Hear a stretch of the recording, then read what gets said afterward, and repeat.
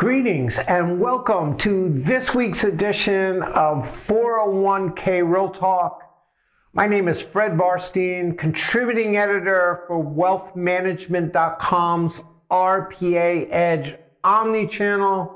I read all of the industry news and pick out the 5 most important and interesting ones, providing open, honest, and candid discussion you will not get anywhere else.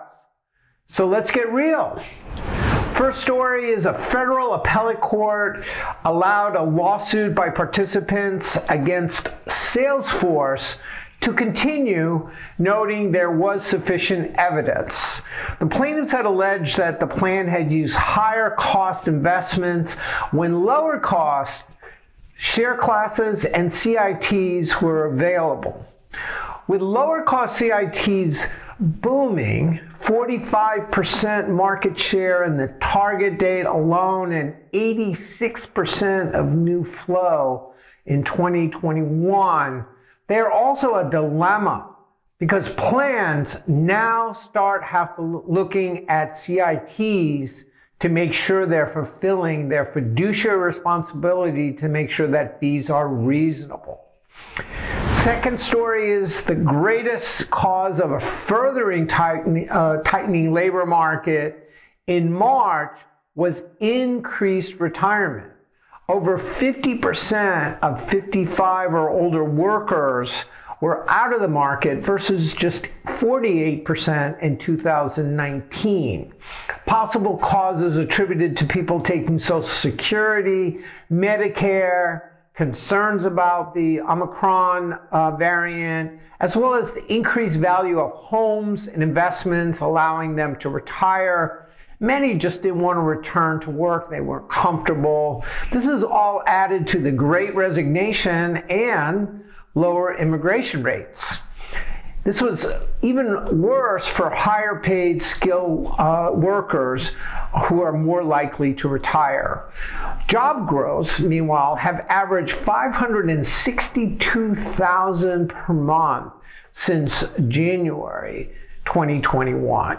So firms have to figure out how to retain their highly skilled older workers, accommodating their demand for flexibility.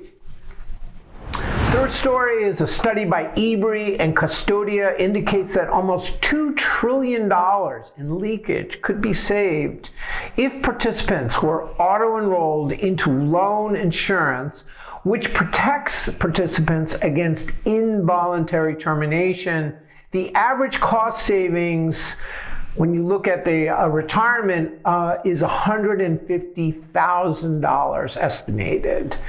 My question is, would the availability of emergency savings accounts mitigate the use of loans? It might be a better solution. Fourth story is in a riveting op-ed, Mercer Advisors president questions whether RIA consolidation actually results and good returns for the buyers. They looked at 3 publicly traded larger RIA aggregators who lagged behind the Russell 3000 by 22% or 2,200 basis points. Focus Financial shares, which were one of the ones that they looked at, had increased just 25% since its IPO in 2018, despite massive acquisition activity. And advisors, unlike asset managers or record keepers, are actually consulting firms, so it's harder to squeeze fixed costs.